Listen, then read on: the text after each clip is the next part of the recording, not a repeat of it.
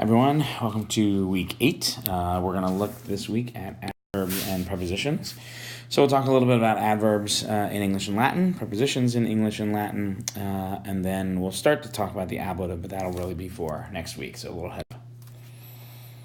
All right, so here are adverbs in English, all right? And essentially, right, so adverbs modify verbs, looking at how often, when, where, things like that, okay? Adverbs can also modify adjectives, and they can also modify other adverbs. So in other words, if I say, excuse me, I run quickly, right? Quickly is an adverb modifying the verb run. How did you run? I ran quickly, okay? If I say I am very short, all right? So very is an adverb modifying the adjective short. How short am I? I am very short.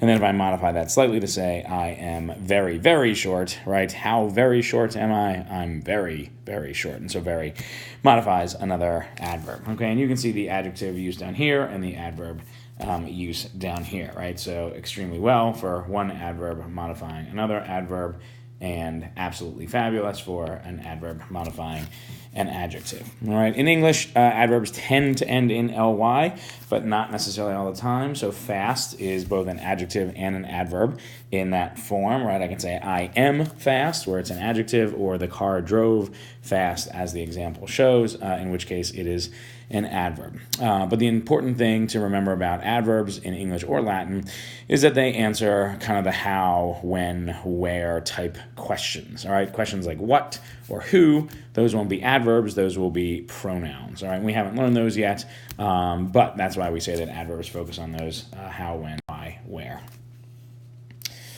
All right. Okay, so here just some uses or some examples of adverbs in English. I'm not going to go through all of them, but use these examples to kind of get a sense of how adverbs work, what they do, and what information they give us.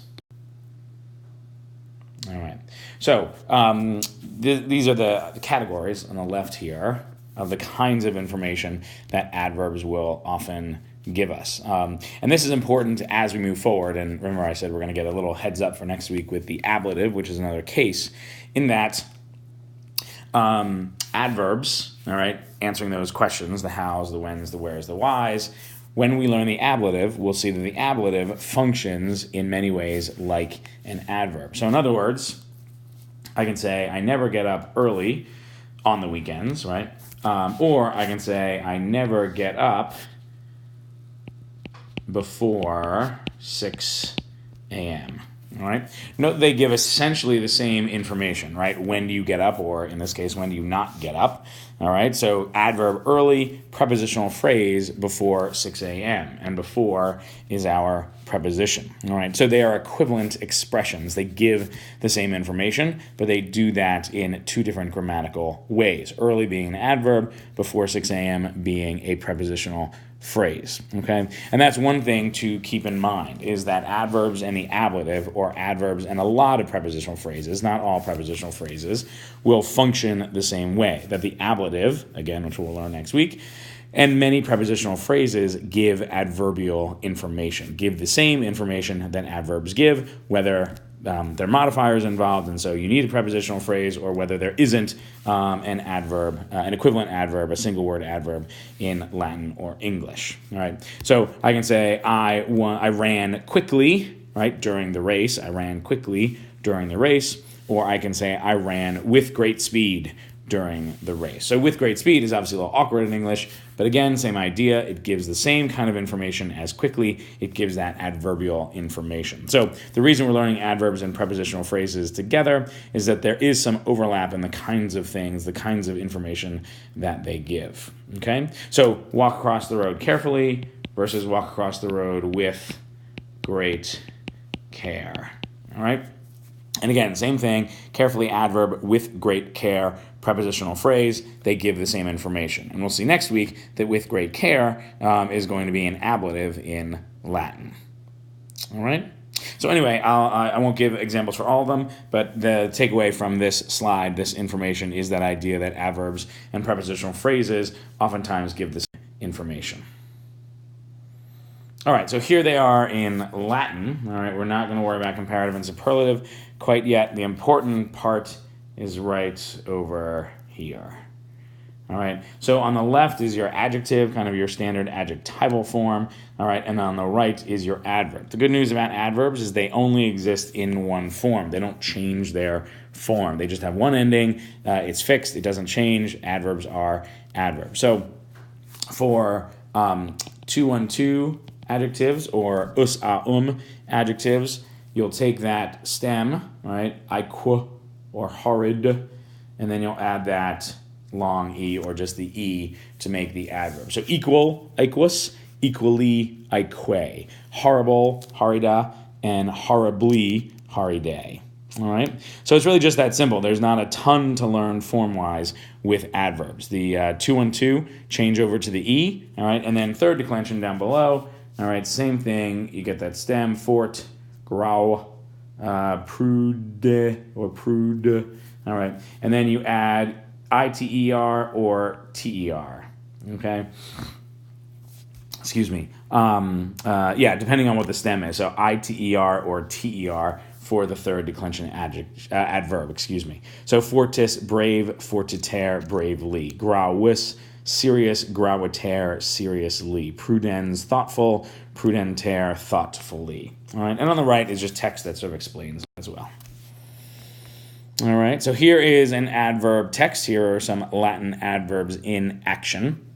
Okay, so the underlined words, I'm down here, all right, are all forms of the word bellus meaning beautiful or wonderful, all right? So how many, right, is bellus used as an adverb? So I'm going to let you count those up. Now note that all the underlined forms are not necessarily adverbs. Some of them are adjectives, all right? So make sure to distinguish between which are the adjective endings and which are the adverb endings, all right? I will give you a hint. This first one here is tricky. It is not an adverb. That is that short E versus the long E here. This is actually the vocative of the form agreeing with atike, which is the second to last word in that line. All right, how many times is bellus used as an adjective? All right, and try to translate those first two lines, distinguishing between the adjectives and the adverbs. All right. All right, another adverb text. So list the adverb, all right, according to its ending. So remember, we got the long E, right, for 212 for those adjectives, and then the ter or the iter for the third declension adverbs, all right, or adjectives becoming adverbs, I should say. All right, so there is in line 3 a funky irregular adverb that doesn't have one of the common endings on it. All right, and that will happen every now and then. You have words that don't follow the rules. All right, you're not translating anything for this text, but just use this to practice identifying adverbs. All right, so shifting over into prepositions, and as I said, there will be some overlap in terms of usage between prepositions and adverbs. The most important part for prepositions here is this idea that prepositions will show a relationship between two or more nouns. Okay, so, excuse me, the example there, the ball is on the grass. So the relationship between the ball and the grass is that the ball is on it. Okay, you can also say the grass is under the ball, maintains the same relationship, but flip-flops the noun, the kind of subject, let's say, and the object of the preposition. And then note that the preposition changes because the relationship has changed. So the ball is on the grass is under the ball. All right. So we talk about prepositions, and those are those words in, on, over, under, etc. And then we talk about objects of a preposition. So in other words, in this first example here, on the grass is the prepositional phrase, on is the preposition, grass, or the grass, is the object of the preposition. Now in Latin, every preposition must have an object. It's not like in English where we can kind of leave prepositions hanging, all right? So this is an assignment I can't deal with, all right? So with is kind of hanging at the end there. Latin can't do that. Every Latin preposition needs to have an object to go with it. So when you start to get used to those prepositions as you see them. Know that every time you see a preposition, it will have to have an object going with it. The other thing to keep in mind about Latin prepositions is that they will take one of two cases, generally the accusative or the ablative. So if you find a Latin preposition, there's a very good chance, it's almost mandatory, that an accusative or ablative will be right after it. Every now and then you'll have a different case kind of in between the object and its preposition. All right, so we talked about those sort of signal words or trigger words. Preposition triggers that idea that the accusative or an accusative or an ablative is coming next. So just keep an eye out for it. All right, this is just a little illustration of the kind of relationships that I was talking about. All right, so Centurio ad templum ambulat, the centurion walks to or towards the temple. You can see the arrow there. All right, Centurio in templum ambulat, the centurion walks into the temple. All right, prope, near, the centurion is near the temple. Per, the centurion walks through the temple. And then sub, the centurion is under the temple. All right. As I said, this is intended to illustrate those different relationships and that idea that prepositions show the relationship between two nouns. All right. So here is that idea of accusative or ablative. All right. And then following that, if a noun is not or cannot be in the accusative or ablative because of its ending, it cannot be the object of a preposition. All right. So in other words, if we look at some examples below, all right, filia in agro ambulat, the daughter walks in the field. Agro is the ablative. It comes right after in. It is the object of in. All right. Filia in agram ambulat. Now, in is kind of a funky preposition in that it can take either the ablative or the accusative. When it takes the ablative, it is stationary. It means in. When it takes the accusative, there's motion involved, so it means into. All right, we can see that here and here. Sorry about that ugly circle around in. All right. Okay, and then filia nautai in angram ambulat. All right, so we just add another element. So nautai, by its ending, it can't be the object of in. All right, and generally objects and prepositions will come after them. But in theory, especially when you get into poetry, word order can get a little convoluted. So the daughter walks into the field of the soldier, all right, or sorry, the sailor, or the daughter of the sailor walks into the field. Okay, probably nautai is going to go with filia, but sometimes genitives can precede their noun. In this case, it would probably go in the prepositional phrase. All right.